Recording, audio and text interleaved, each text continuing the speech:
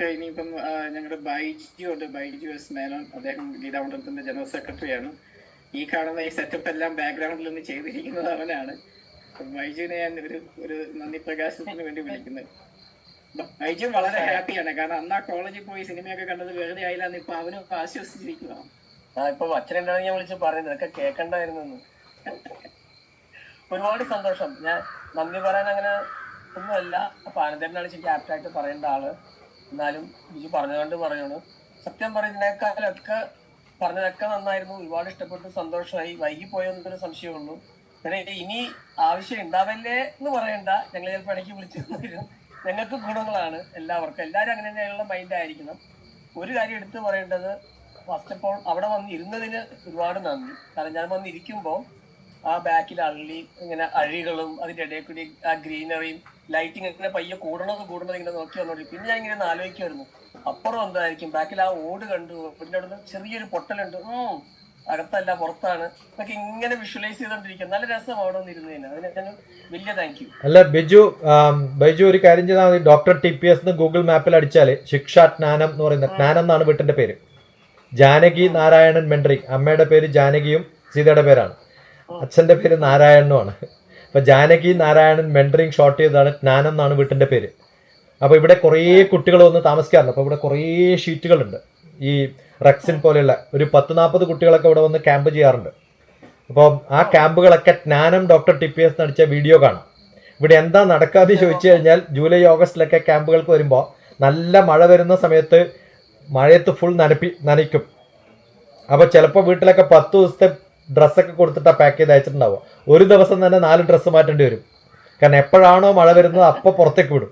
ശ്വാസം മുട്ടൊക്കെ ആയിട്ട് ഇവനെ കുളിപ്പിക്കരുത്, ആഴ്ചയിൽ ഒരു പ്രാവശ്യം കുളിച്ചാൽ മതി, അല്ലെങ്കിൽ ശ്വാസം മുട്ട് വരുന്നൊക്കെ ഉള്ളതിനെ അവനെ നല്ല വെള്ളത്തിൽ കൊണ്ടിടും, കുളത്തിൽ കൊണ്ടിടും. എന്നിട്ട് 10 ദിവസം കൊണ്ട് അവന്റെ ശ്വാസം മുട്ടും മാറ്റി വിട്ടും. നല്ല രസം നമ്മളിവിടെ നിന്ന് കാണുമ്പോഴേ ഇങ്ങനെ പയ്യെ ഡാർക്ക് ലൈറ്റിങ്ങിന് കയറി വന്നതൊക്കെ കാണുമ്പോ നല്ല രസം. ഇവിടുന്ന് കുറച്ച് പോയാൽ കൂർഗ് ഫോറസ്റ്റ് ആണ്. 40 കിലോമീറ്ററേ ഉള്ളൂ. കണ്ണൂർ എയർപോർട്ട് 40 കിലോമീറ്റർ ആണ്. പയ്യന്നൂര് ഒരു 40 കിലോമീറ്റർ, കണ്ണൂർ 40 കിലോമീറ്റർ. നടുവിൽ എന്നാണ് സ്ഥലത്തിന്റെ പേര്. നമ്മൾ വളരെ ഫേമസ് ആയിട്ടുള്ള സ്ഥലത്താണ് എൻ്റെ നാട്. നരനായിങ്ങനെ ജനിച്ചു ഭൂമിയിൽ നരകവാരീതി നടുവിൽ നിന്ന് കേട്ടിട്ടില്ല. ആ നടുവിലാണ് ഞാൻ. അതുകൊണ്ട് ചുറ്റും മലയായതുകൊണ്ട് നടുവിൽ എത്ര മഴ പെയ്താലും പ്രശ്നം. ഇത് കഴിഞ്ഞ ഇപ്പൊ ഒന്ന് തോർന്നതേ ഉള്ളൂ. 2 ദിവസമായിട്ട് നോൺ സ്റ്റോപ്പ് മഴയാണ്.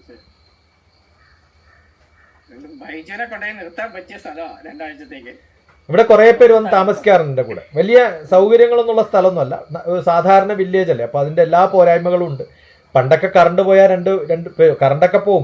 ക്യാമ്പൊക്കെ 40 പിള്ളേരുള്ളപ്പോൾ കറണ്ട് പോയാലുള്ള സ്ഥിതി ആലോചിച്ച് നോക്കാം. അതിൽ 20 പെൺകുട്ടികൾ 20 ആൺകുട്ടികളെ സെലക്ട് ചെയ്യാറ്. അപ്പൊ അവരൊരു കുടുംബം പോലെ ഇവിടെ താമസിക്കും. അതിൽ ചെറിയ ഒരു 3-ാം ക്ലാസ് മുതൽ 4-ാം ക്ലാസ് ഒക്കെ അവനവന്റെ കാര്യങ്ങളൊക്കെ ചെയ്യാനുള്ള ഒരു പ്രായമായാൽ അത് മുതൽ senior vice president of company അടക്കം ഇതിനകത്തുണ്ടാവും. ടീച്ചർമാരുണ്ടാവും, പ്രൊഫസർമാരുണ്ടാവും, എല്ലാവരും ഉണ്ടാവും. എൻ്റെ കുട്ടികളായിട്ട് എൻ്റെ കൂടെ വന്നിരിക്കാൻ താമസിക്കുന്ന എൻ്റെ ബ്രദേഴ്സ് സിസ്റ്റേഴ്സ് ആവാൻ പറ്റുന്ന എല്ലാവർക്കും വന്ന് താമസിക്കാന്ന് പറയാനുള്ള 2013 മുതൽ 16-17 വരെ നല്ലപോലെ നടത്തി. 18 അമേരിക്കയിൽ 19 അമേരിക്കയിൽ 2 പ്രാവശ്യം വന്നപ്പോഴാണ് ക്യാമ്പ് സ്റ്റോപ്പായത്. ക്യാമ്പ് സ്റ്റോപ്പാകാതെ നിങ്ങളെ ക്യാമ്പ് ഒന്നുമില്ല. അതിന് യാതൊരു ടൈം ടേബിളും ഇല്ല, സിലബസ് ഇല്ല. നിങ്ങളൊരു മാരേജിന് തലേദിവസം വന്നാൽ എങ്ങനെയാ ഒരു വീട്ടിലുണ്ടാവും അതുപോലെ തോന്നണം 10 ദിവസം എന്ന് പറയും. എല്ലാരും കൂടി കൂടുക, പാട്ട് പാടുക. അത് പാട്ടായിരിക്കും ചിലപ്പോൾ തീം. ചിലപ്പോൾ കൊണ്ടുവരുന്നത് നല്ലപോലെ പാട്ട് വാസിക്കുന്ന ഒരു പയ്യനായിരിക്കും. ഇപ്പോ മൃദംഗം എന്ന് പറഞ്ഞാൽ അവന് കലിയാണ്, തൊടാറില്ല എന്ന് പറഞ്ഞാൽ അന്ന് അങ്ങോട്ട് കൊണ്ടുവരാൻ പറയും. 10 ദിവസം കഴിയുമ്പോൾ അവൻ നല്ലോണം വായിച്ചിട്ട് പോകും. ആ മൂഡ് അങ്ങനെയാക്കി മാറ്റുക എന്നുള്ളത് അതാണ് നമ്മുടെ ഒരു കൗൺസിലിംഗ് എന്ന് പറയുന്നത്. അതിൽ ഡ്രഗ് അഡിക്ട്സ് ഉണ്ടാവും ചിലപ്പം. പക്ഷെ അവരാരും അന്യോന്യം അറിയില്ല. മാത്സ് പഠിക്കാൻ പറ്റാത്ത ആളുണ്ടാവും. മാത്സ് പഠിക്കാൻ പറ്റാത്ത തോറ്റിരുന്നൊരുത്തൻ ഇവിടുന്ന് കഴിഞ്ഞപ്പോൾ പറഞ്ഞിട്ടുണ്ട്, ഞാൻ ഇനി മാത്സ് പ്രൊഫസർ ആവും ജീവിതത്തിലുണ്ട്. അതുപോലെ ഹിന്ദി പഠിക്കാൻ പറ്റാത്ത ആൾ വന്നാൽ കുറച്ച് ദിവസം കഴിയുമ്പോൾ പറയും ഞാൻ ഹിന്ദി ആയിന് പഠിക്കാൻ പോണത്. ഇവിടുന്ന് കഴിഞ്ഞ എക്സാം എഴുതി കഴിയുമ്പോഴത്തേക്കും ഒരു 90-100% കിട്ടുന്ന കുട്ടികളുണ്ട്. അത് കോമ്പറ്റീറ്റീവ് എക്സാം, സിവിൽ സർവീസ് ആയാലും ബാങ്ക് ടെസ്റ്റ് ആയാലും പഠനങ്ങളായാലും. കാരണം അങ്ങനെയാണ് ആ ഗ്രൂപ്പ്. അത് അവർക്ക് പറ്റുന്ന ആരെങ്കിലുമൊക്കെ ഇവിടെ വരും ആ സമയമാകുമ്പോൾ.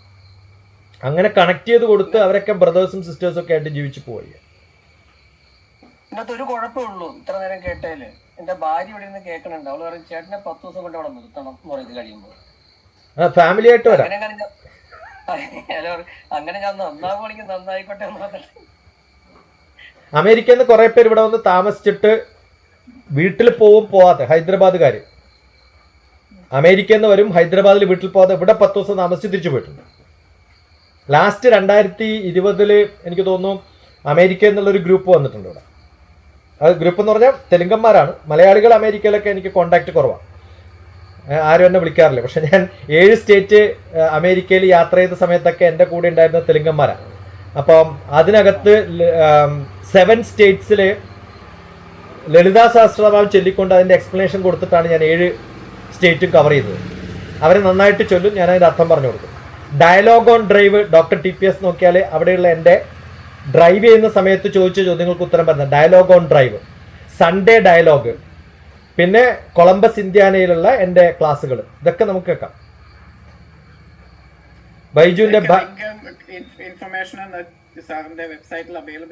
എന്റെ ഒന്ന് പിന്നെ എനിക്ക് എന്റെ വാട്സപ്പ് നമ്പർ ഉണ്ടെന്ന് വാട്സപ്പ് അടിച്ചു കഴിഞ്ഞാല് BSNL ലൈവാണ്, ഞാൻ ലൈവാണെങ്കിൽ നിങ്ങൾക്ക് ഉത്തരം കിട്ടും. അല്ലെങ്കിൽ ഒന്ന് BSNL ചത്തു അല്ലെങ്കിൽ ഞാൻ ചത്തു എന്ന് ചോദിക്കുക. രാത്രി ഒരു 3 മണി 2 മണി വരെയൊക്കെ ഉണ്ടാവും ബ്രോ. കാരണം അമേരിക്കയിൽ നിന്ന് കുറെ പിള്ളേരുണ്ട് എനിക്ക്, ആ പിള്ളേരൊക്കെ നമ്മൾ കോണ്ടാക്ട് ചെയ്യുന്നുണ്ട്. ഇപ്പൊ ഇന്നിപ്പോ രാവിലെ അമേരിക്കയിലെ രശ്മി എന്ന് പറയുന്ന പാട്ടുകാർ രാവിലെ ഞാൻ സപ്തശുദ്ധി എവിടെയോ പറഞ്ഞിട്ടുണ്ട് ഒരു പ്രഭാഷണത്തിൽ, അതൊന്ന് തരാമോ ലിറിക്സ്.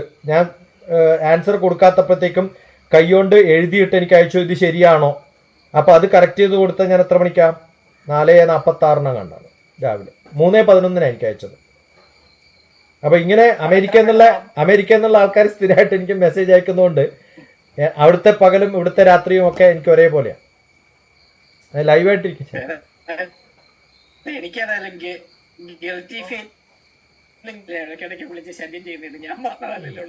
ഞാൻ എപ്പോഴും മറുപടി അയക്കാറില്ല. മെസ്സേജ് അയച്ചാല് സമയത്തിന് മറുപടി അയക്കാറില്ല. യാത്രയും ക്ലാസ്സുകളും നെറ്റും ഇല്ലാത്തൊരവസ്ഥയിൽ ഞാൻ എല്ലായ്പ്പോഴും കണക്റ്റഡ് ആണ്. എനിക്കൊന്ന് സോഷ്യൽ മീഡിയ ഇന്ററാക്ഷൻ വെച്ചിട്ട് ലോകത്തിൽ ആകെ ബുക്ക് ചെയ്തിട്ടുള്ളത് ഞാനാണ്. എന്റെ ലൈഫ് മെയ്ഡ് സിമ്പിൾ എന്ന് പറയുന്ന ഓർക്കുട്ടിലുള്ള ഡിസ്കഷൻസ് ആണ് ബുക്കായിട്ട് വന്നത്.